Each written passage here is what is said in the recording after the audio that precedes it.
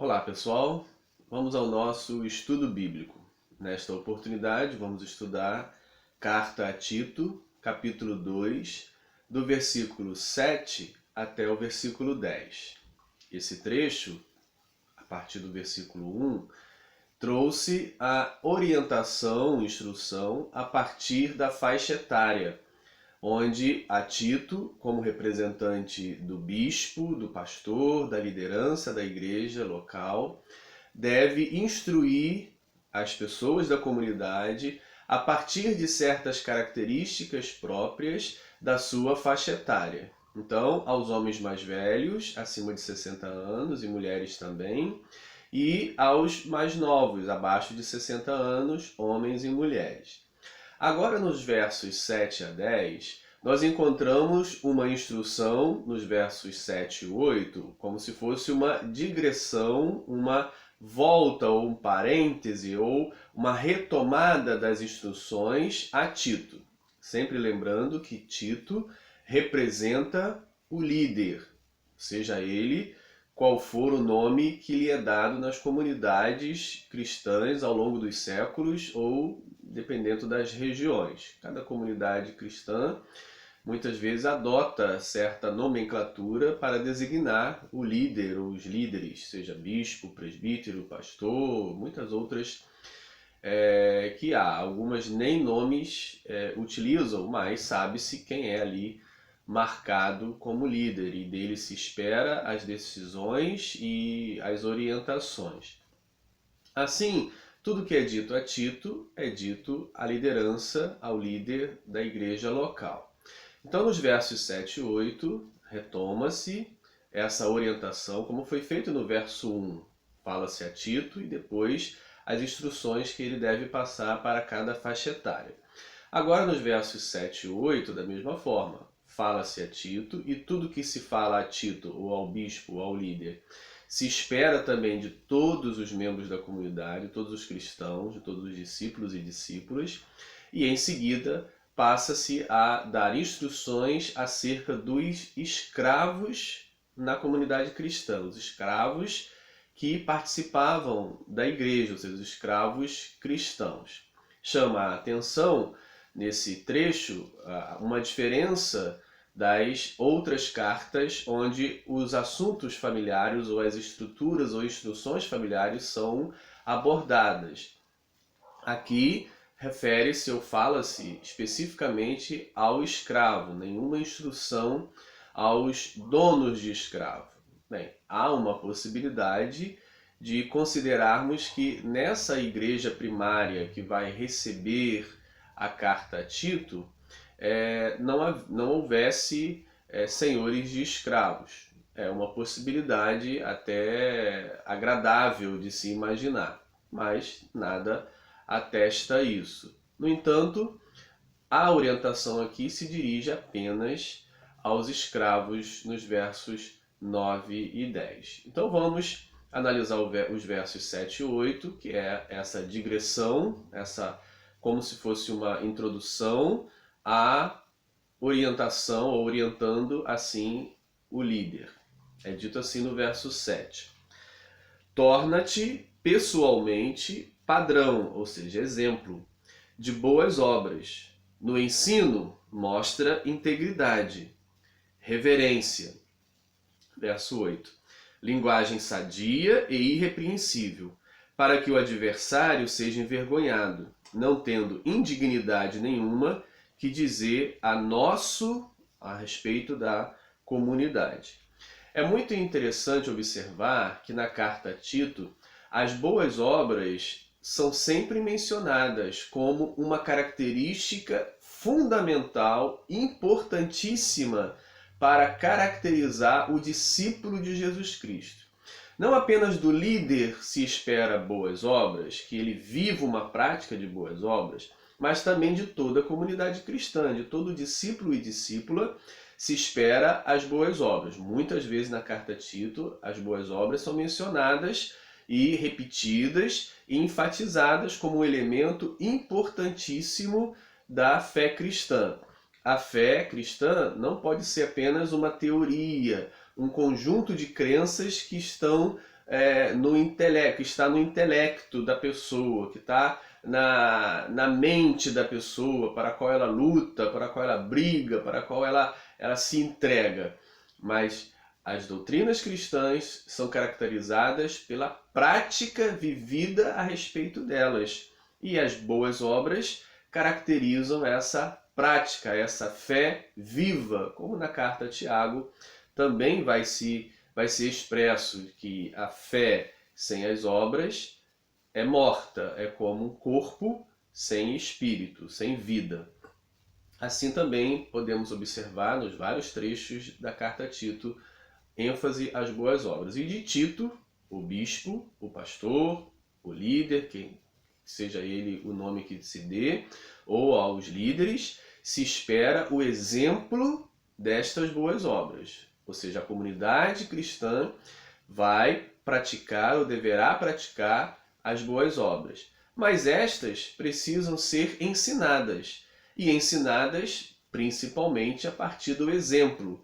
E é da liderança que se espera essa iniciativa, essa proposta, esses projetos, essas realizações que vão conduzir a igreja a uma prática das boas obras. Então, a Tito se espera que ele torna-se o líder padrão, exemplo de quê? De boas obras. Então, a primeira preocupação manifesta aqui com as boas obras, com a prática da vida cristã. Em seguida, trata-se do ensino. O ensino tem que ser mostrado de forma íntegra, inteira, não pelas metades ou selecionando certos trechos do Evangelho, mas inteiro, integral, completo. Ou seja, no ensino mostra integridade, reverência, temor, respeito, seriedade, que na linguagem tem que ser sadia, ou seja, uma linguagem, uma palavra, uma forma de falar que traga edificação, vida, construção. Tem que ser irrepreensível, não tem que ser uma pessoa idônea, né? Respeitável, isso não é só característica para o líder. O líder é o primeiro a se exigir isso, mas isso se estende a toda a comunidade. E aí, continuando, para que o adversário seja envergonhado. Bem, esse adversário aqui não se refere a Satanás como o inimigo espiritual, mas aqui se refere aos adversários da fé cristã, que podem ser tanto os falsos profetas, os hereges no meio da comunidade, como os pagãos, como os descrentes. Então, esse adversário que procura coisas, motivações para falar mal da igreja e do evangelho, não é o diabo, mas são as pessoas. São as pessoas que vão falar mal da igreja ou do evangelho. Então, é importante que a igreja não dê motivação, não dê motivos, porque muitas vezes poderão falar com propriedade, ou poderão falar aquilo que realmente está acontecendo de errado. Muitas vezes a igreja faz coisas erradas e aí dá motivação para os inimigos da igreja apontarem o erro, apontarem as questões. O que se pede aqui é que não se dê motivo, ou seja, tome cuidado com todas as atividades, com todo o comportamento, para que não dê razão aos adversários para defamar e falar mal, e muitas vezes eles falam até com certa propriedade, porque as coisas acontecem mesmo. Então, a advertência é: tome cuidado. O líder precisa tomar atitudes e cuidados para não dar essa motivação a esses adversários, como está dito aqui, para que o adversário seja envergonhado, não tendo indignidade nenhuma que dizer a nosso respeito, a respeito da comunidade cristã, dos discípulos de Jesus. Agora, nos versos 9 e 10, volta-se às instruções que são dadas ao bispo, ao líder, para tratar dos escravos. Como já mencionei no início do vídeo, não há aqui instruções aos senhores de escravos. Não há. Não sabemos a razão exata porque ele não vai também orientar os senhores de escravos. Talvez não existisse senhores de escravos nessa igreja que vai ser a primeira a receber a carta a Tito, aquela que se direciona intencionalmente no primeiro momento histórico. É uma possibilidade, mas não é certeza. Pode ser que a questão maior problemática tenha sido os escravos, diante da razão que ele vai dar no final para que os escravos realmente tomem essas atitudes que os senhores esperam. Ou seja, aquilo que é dito aqui aos escravos, os senhores dos escravos realmente vão ficar muito felizes se esse comportamento acontecer. O que a gente não pode achar e ler essa carta e achar que Deus está institucionalizando a escravidão, que ele está apoiando a escravidão, que a escravidão é uma iniciativa divina. Não podemos ler o texto e achar isso. Precisamos compreender que o texto ele está num momento histórico determinado, onde havia uma organização social determinada. O momento da escrituração da carta é o momento onde se vive a escravidão. E a igreja, principalmente essa igreja da carta de Tito, não tem essa intenção de provocar a sociedade nessas opressões, nessas injustiças que já estão estabelecidas. O objetivo do autor da carta é orientar aos cristãos que, diante das circunstâncias históricas existentes, diante das organizações estruturadas socialmente existentes, eles vivam a fé cristã. Eles praticam a fé cristã dentro da estrutura que o mundo propõe. E não há aqui uma proposta de revolução social para que os escravos realmente se rebelem contra os seus senhores.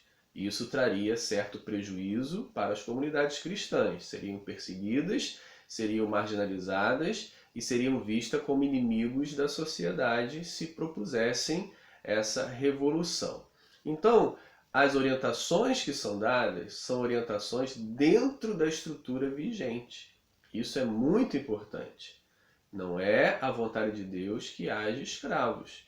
Não é a vontade de Deus que senhores explorem o trabalho de outras pessoas, que se enriqueçam, que tenham boa vida, que tenham conforto à custa do trabalho escravo de outra pessoa. Não é essa a vontade de Deus.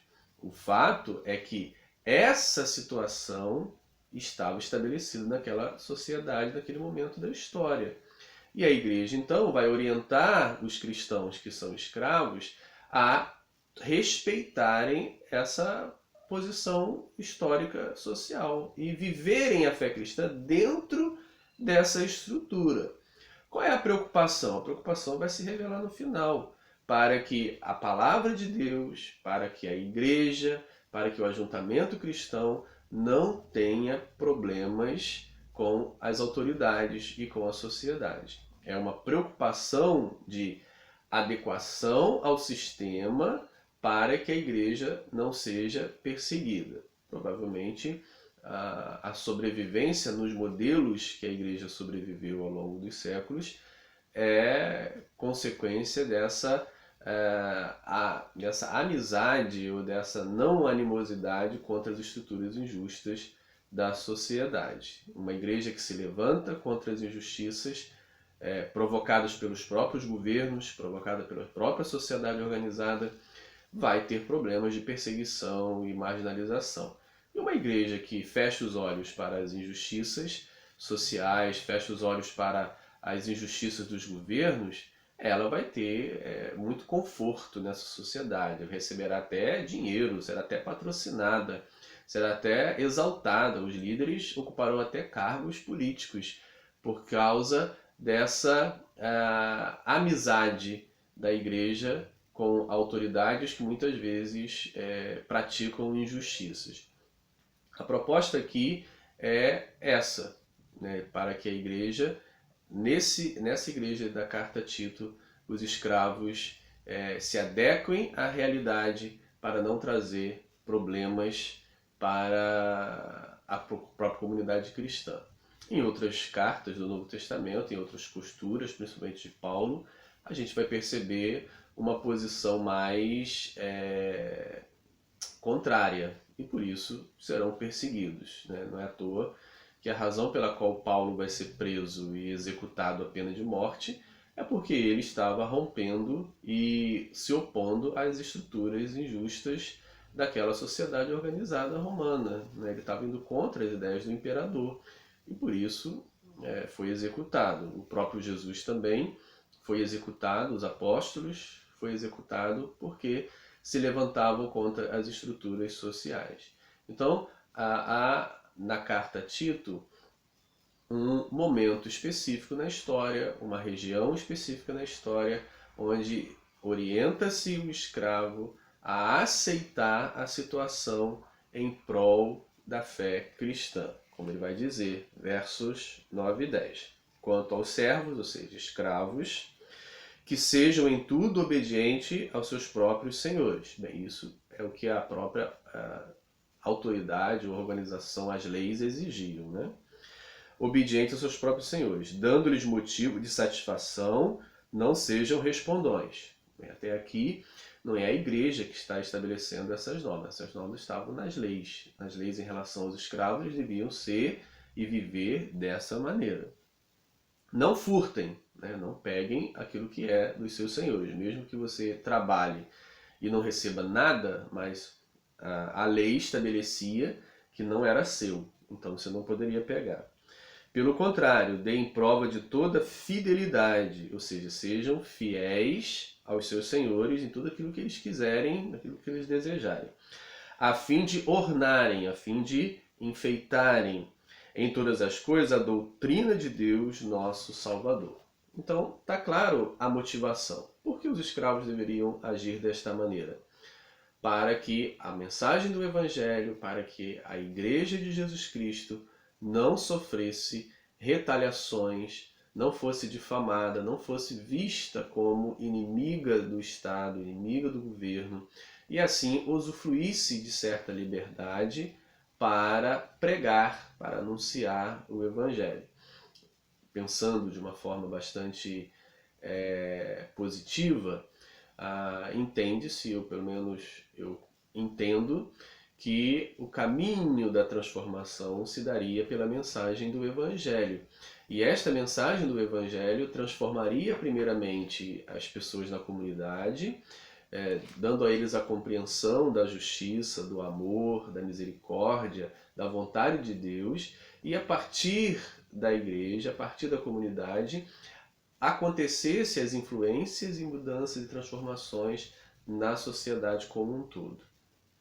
Assim, a gente crê e sempre esperou e espera que aconteça. Que a mensagem do Evangelho primeiro transforme as pessoas que participam das comunidades cristãs, os discípulos declarados de Jesus, e a partir deles transforme também a sociedade em justa, amorosa, preocupada com o bem-estar das pessoas. Assim, precisaria de espaço para essa pregação. Então, a mesma motivação que se apresenta às mulheres nos versos anteriores para que sejam submissas aos seus maridos, para que a palavra não seja envergonhada, é a mesma motivação que é dada aqui. E a mesma instrução que foi dada às mulheres para que obedeçam tudo a seus maridos, como se fossem escravas, é a mesma orientação que é dada aqui. Ou seja, as esposas e os escravos estavam muito próximos à sua posição naquela organização social histórica antiga. E a igreja vai tentar mudar isso a partir de dentro, a partir de si. Então, que essas palavras possam ser compreendidas dentro da circunstância histórica em que se vivia. Não podemos utilizar esses versículos, 9 e 10, por exemplo, para pregar a escravidão e dizer que Deus é a favor da escravidão. O que nós temos aqui é uma preocupação em adequar-se à realidade para que a igreja continuasse existindo como uma organização que obtivesse uma certa liberdade de pregação naquela sociedade antiga, injusta, desigual, demoníaca, né, como o próprio Paulo vai dizer, que jazia no maligno, mas a igreja precisaria desse espaço. Então, é assim que nós temos que ler o texto, e não como uma ordenação de Deus para que haja escravidão e para que os escravos sejam satisfeitos em serem escravos, né? Não é a ideia que a gente vai perceber em todo o Novo Testamento. Um abraço.